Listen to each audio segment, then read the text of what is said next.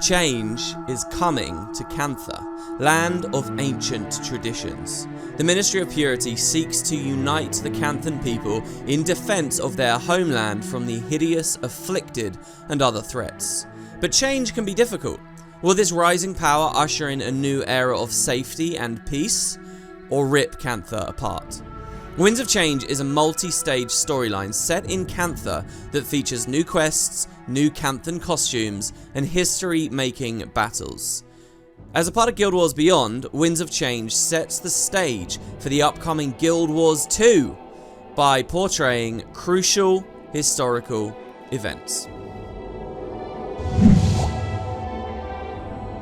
So welcome guys. Remember last year, they announced End of Dragons, Cantha in Guild Wars 2, and when that happened, I did an abridged playthrough of the main Guild Wars 1 factions storyline. I showed you what Cantha looked like in the original game, and I made that abridged series specifically with Guild Wars 2 players in mind, who never played that 10 years ago, who don't know the laws, who don't know the mechanics, who didn't really get a sense of the environments. I made it as like a bite-sized thing that you guys could go back and watch, so that you didn't feel left out when it came to Guild Wars 2 and End of Dragons itself. You kind of felt familiar and knew what they were doing homages to and so on. Now I still really recommend that playlist. It's new in my mind. It's called Cantha Played in 2020, and if you guys remind me, I'll put a link to it somewhere down in the description. I so often forget. Well, back when I did that abridged playthrough, I mentioned that it was kind of only half done. Why was it half done? Well, because of the Winds of Change. Think of Winds of Change exactly like Guild Wars 2's Living World. It's a series of content patches that got dropped into the game for free that told a new story. It's like an extension to the main quest. And it's all set in Cantha, and it's all setting the course for what is happening there in End of Dragons now, a decade later. Winds of Change is really special because it's the last thing that ever got added to Guild Wars 1. It's the end of the timeline.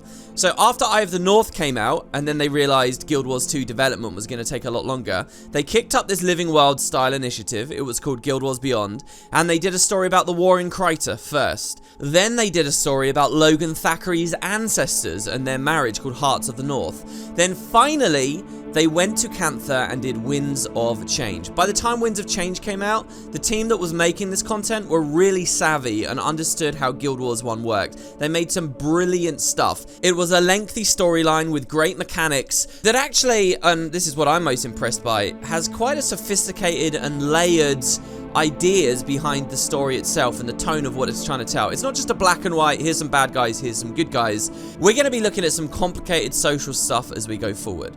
Or so I remember. Now here's the funny thing, I played Winds of Change back when it first came out. I already have a YouTube playthrough of it from back when it first came out, but I only did it once, and I'm kind of hazy on the details now. So coming back is going to be just as much a joy and a refresher for me now, as hopefully it will be for you guys watching this video. The full storyline is about 35 quests long. I'm going to do 3 per episode, and so with all of that said, let's jump in and see what we've got. Okay, so first of all, to set the stage and to get our timelines straight, on the official website for Winds of Change, it's still being hosted after all these years, they do give you a bit of lore and a timeline just to familiarize yourself with what's going on, and I'll talk you guys through it. So, the first image here, it's called the Jade Wind. The year is 1382 of the Canthan calendar. What is this? This is 200 years before Guild Wars 1 factions. That abridged series I have that I produced last year, we're 200 years before that. And it says the Jade Wind. After murdering Emperor Angsyan, Shiro Togachi is slain in the Harvest Temple. Shiro's death unleashes the Jade Wind, radically altering the landscape of Cantha. Although the effects of the Jade Wind were immediate and far-reaching, the true horror of Shiro's evil would not be felt for another 200 years. Next relevant point on the timeline is just 8 years after the Jade Wind. We're still like 200 years before even Guild Wars 1 right now, but they say tension with the Tengu. Ah yes, because the Tengu are a big part of this story. Tensions rise between the good people of Cantha and the Tengu. While Emperor Hanjai's ambassador is able to avoid open war with the Angju, that's a Tengu tribe, the Sensali, another of the tribes, declare them traitors and foolishly continue their acts of aggression. Then we have a big time jump. We're now in 1527, 150 years forwards, still 50 years before even Guild Wars 1, but 1527, division in Cantha. The Luxons and the Kurziks ceased regular diplomatic contact at this time, communicating with each other only through liaisons of the Celestial Ministry when absolutely necessary. To this day, they remain more focused on their petty squabbles than on the problems that continue to destroy their lands from within. The Winds of Change, of course, we'll be talking about the final moments we know about of the Luxons and Kurziks. Then another huge time jump, we're in the year 1581. It says the Tengu Wars end. After 191 years of hostility, the Tengu Wars are finally brought to an end. So this moment here with the Tengu Wars ending, this is right before that abridged factions playthrough starts. In fact, if you were a factions player and you got in on the beta, you were playing in a festival that was celebrating the 1-year anniversary of the wars closing. So here we are now in 1582. This is it. This is the factions storyline. This is that abridged series. The Jade Wind is 200 years old at this point, and Shiro comes back. The return of the Betrayer. Shiro the Betrayer returns to Cantha, bringing with him the Plague of the Afflicted. So the faction storyline is basically a big zombie attack storyline. Again, I recommend you watch the YouTube series. Hopefully you're familiar with that now, because it is kind of the first half of this Winds of Change stuff. Though the Betrayer was stopped, the Plague persists in Cantha. Countless lives are lost, from the families of good people forced to live in the streets to prominent families like the Yudachi, head of the Siling Order. Ashu Yudachi survives the slaughter under miraculous conditions and comes into the care of his aunt, Reiko Murakami. So, who are these characters? These are characters that were introduced right here at the start of Winds of Change, and are what the Winds of Change story is going to be about. This is the story of a little boy called Ashu who survived and came into the care of his aunt. So next page of the timeline is quite interesting. We're now in 1583, but here's the funny thing. At this point in the storyline, the player character from Guild Wars 1 had moved on from the factions campaign. They were doing the Nightfall campaign, and they were looking towards Eye of the North and so on.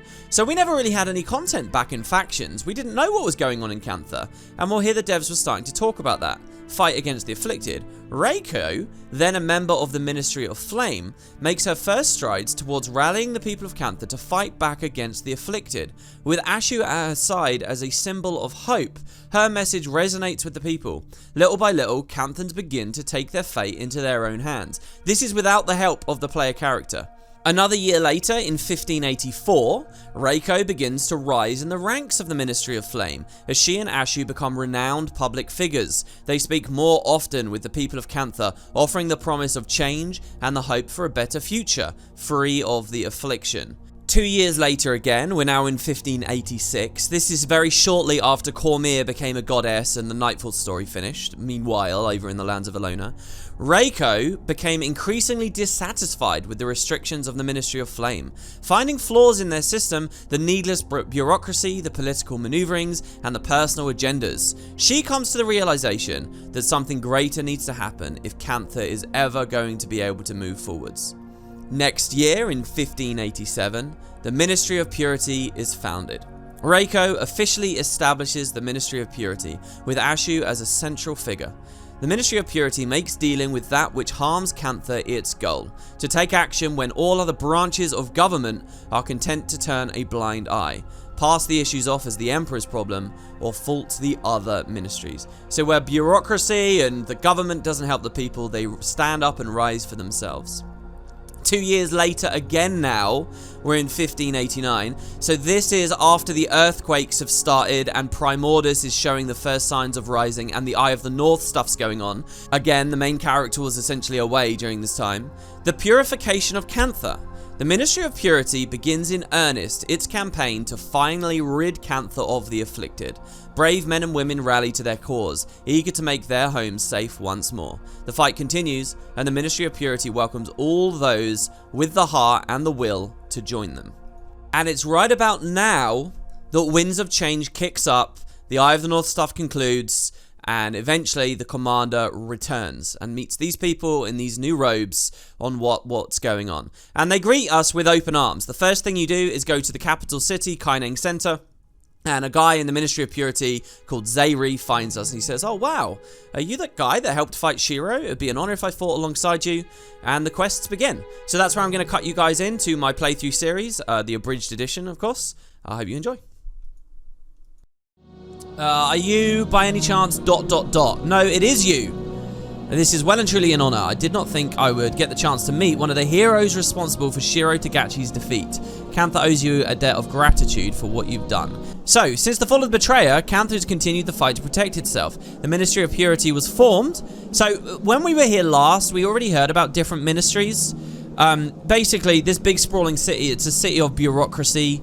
And the names of the ministries themselves completely escape me right now. But there are already like 4 big ministries. And now we're hearing about another one's been founded, Purity.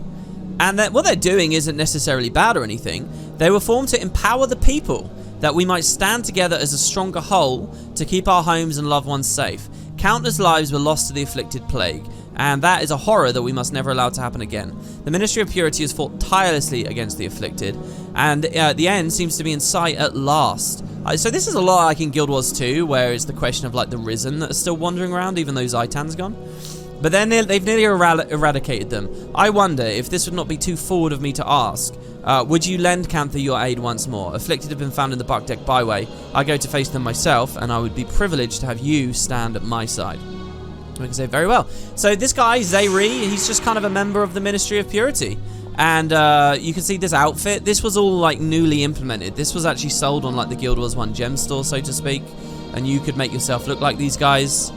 And this story is actually, it's a little bit deeper than just like, here's some bad guys, here's some good guys. It really talks about like the nature of the society here and what they do and what is right and what is wrong. And there's actually some cool like moments we'll see coming up where the hero of Guild Wars 1 kind of makes some questionable decisions. All right, so let's head on out. Now, one of the big things about this campaign is it's going to change all the mobs in the explorable maps, and I have no idea how dangerous it's going to get, so let's see. This is what I saw Lara struggling with on their stream. Okay. So Zairi's with us as an ally. He says, "Greetings, I hope this day finds you well." So the first couple of quests here that you're going to watch in this video, how Winds of Change cooks up, is very basic and very simple. We explore some maps in Cantha that we hadn't been to for years with Zairi here. He says, "It doesn't matter how many times I see these creatures, I'm never able to forget that they were once human. And what we're going to do is kill the afflicted." So, yeah, that they were people, they're the corrupted, horrible zombie versions of them. They're still ambling around, even though Shiro himself has been dealt with. And yeah, the Ministry of Purity have made a ton of progress, but they're still like the last stragglers, essentially. That's what these quests are. Now, here's the thing about Kaineng. If you guys didn't see my abridged series, you wouldn't know this already. But it's very labyrinthian. I don't know whether Guild Wars 2 will go with that again, but it's basically like Tangled Depths, essentially.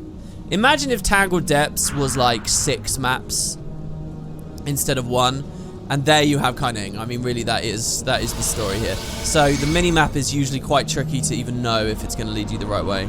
Here, as we come into this courtyard, I think this is just finishing this quest at this point. Zairi speaks again. He says, "Some part of me looks at the afflicted and wonders, who were they before? What must their lives have been like?" I really like this dialogue because if you actually play core Cantha and factions, it has what I call like over aggro syndrome. There's just billions of mobs everywhere. There's so many afflicted all over the game. You do forget and become desensitized to it. And yet you can see he still has empathy. So yeah, by clearing this courtyard out, these holes, by the way, are where the afflicted often jumped out of before. He says, "Rest easy now, your souls can finally be at peace." And the main character, I called them a commander a second ago. They're not technically the commander. We say, "That looks like that's the last of them. The streets should be safe now." And he says, "Thanks to you, the Ministry of Purity will continue to fight the afflicted, and I hope I can fight again at your side," which you can do immediately on the next quest. It's a great thing that we've accomplished this day. We've laid to rest those souls unfairly claimed by the affliction, and we've made Kaineng a safer place for those who remain. I hope that you will continue to assist us in this endeavor, so please take this as my compensation, along with my gratitude. So, I've received word of further sightings of the afflicted, this time in the Shadows Passage. We know that at long last, we are gaining some ground in this fight. The afflicted have not been seen in the Buckdeck Byway since their last defeat. Perhaps we're finally nearing the end of their numbers. With every battle we win, we can assure the safety of one more section of the city. Knowing that, will you lend me your strength once more? Of course I will. So here we're off to another map. They kind of write the quests as though there's a bit of a time jump and a wait between each one. The Winds of Change was released in 3 patches. So these all did come in on the same patch. It's just kind of written as though we left for a bit and then we came back. But yeah, 3 major phases. The last of those was February 2012. 10 years exactly before End of Dragons is coming out. February 2022. But yeah, that February date for 2012 is really interesting as well, because that's just a few months before the sequel came out. Guild Wars 2 Base is only a few months newer than this, what you're watching me play, really. Well, in the last patch, the back half of Winds of Change. Zayri says, it's hard to believe the Ministry of Purity has been fighting Afflicted for 2 years already. It's amazing how much we can accomplish when we just are devoted to our goals. And another battle's won. I wish you could have seen the battles that came before this. Watching people find their own strength and fight for a cause is a powerful thing. With our own hands, we are rebuilding a better world for ourselves and those who will live after we're gone. It makes me proud to say I am a part of it all. So you're seeing immediately, right, that basically this is the story of Canthan independence. You know how they've been so isolationist in 250 years? They've not really outreached. Okay, another section of the city's clear. And I have no doubt that this time it's for good. Can you feel it, friend? The stirrings in the air that speak of great works and great things to come. These are exciting times that we're living in. And before I forget, this is for you. Welcome back! If you have the strength to lend, I could use your assistance again. Although I confess, when you hear the task at hand, you might be reluctant to join me. Ministry scouts report the concentrated members of Afflicted within the Shenzhen tunnels. This is going to be a massive battle. And just you and I will not be enough to handle it. We're going to need more support from the Ministry. They'll send as much as they can spare, but most of their soldiers are currently engaged with the Bedrican Pier. The Afflicted came in overwhelming numbers and are cutting off incoming trade. We'll have to make do with whatever support we receive. However, if we're able to deal with the Afflicted there, we'll have dealt a serious blow to their numbers. I understand that traipsing through the Cantha sewers is not the most appealing of tasks, but what do you say? Challenges like this are meant to be overcome, and I'm sure the Ministry of Purity will pay enough that you could visit a bathhouse afterwards. Okay, let's do it. So this is the last one we'll be doing on our little opener here. We're clearing the Shenzhen tunnels. Now this one's brutal, if I remember. This is the first time. The format's different now. I think it's a wave assault. The Afflicted know we're here. Look sharp. There's no telling where they'll come from. Okay, so this quest, I'm cutting a lot out in the abridged version here. So basically, we're in this pool of sewage. Can I just stop to say, I'm quite excited to see if they do this in End of Dragons. We obviously have to wait a long time for the Kaineng Center stream, where they show off what this looks like in the sequel. But Cantha is nothing without big, giant puddles of sewage and sludge. I mean, maybe things are a lot better there now, and you don't see this kind of stuff, but I feel like, I don't know, like, what is Kaineng if it doesn't have these grotty areas? Anyway, this is a really brutal quest. Here we say, looks like it's going to be the last of Embrace Yourselves. They're going to hit us with everything they've got, but with a bunch of Ministry characters at our side. If you look at my party window here, you'll see I've got a bunch of level 28 allies. With them at our side, unfortunately they died because we wiped. This is our hard mission. We do ultimately save the day, and the quest concludes. I imagine not much of the old slums remains in Guild Wars 2's Kaineng. Maybe, yeah, I mean, it depends. I mean, it might all be a lot like Kaineng Center now. Center is like where there's a lot of money. I'm certainly glad that nightmare's over. I've no forgiveness for the monsters that they've become, and I've had about my fill of the sewers. I just need to remind myself that life is greater than our momentary desires and discomforts. It may not seem like it now, but someday this victory will be a mere footnote to our great deeds. Here, take this. It's from the Ministry. Maybe you could use the money to get yourself cleaned up. I like that. They mentioned the idea of the bathhouse twice because obviously they know we're going to be swimming in poo. So that's it. That's part one. Very humble beginnings. The main character doesn't really know about Reiko yet, doesn't know about Ashu. The Tengu haven't become involved. The Kurziks and the Luxons haven't become involved, but all of that will wrap up and we'll see it slowly filter in, and it becomes about a lot more than just taking out Afflicted. So hopefully you guys enjoyed. Thank you so much for watching, and I will see you on the next part of the abridged Winds of Change very soon. After having edited this, by the way, this is kind of a new project for me, sort of a blend of doing Twitch and YouTube at once. I feel like the audio's been a bit weird. I'm kind of fumbling through this as I go right now, so there will be changes in the next part. I just want you guys to know I am aware of that. So yeah, we'll see. Anyway, thank you all, and I'll see you in the next one very soon. Here, on the end slate, look, that you can click that link. That's the other series, the abridged monster draft thing from last year.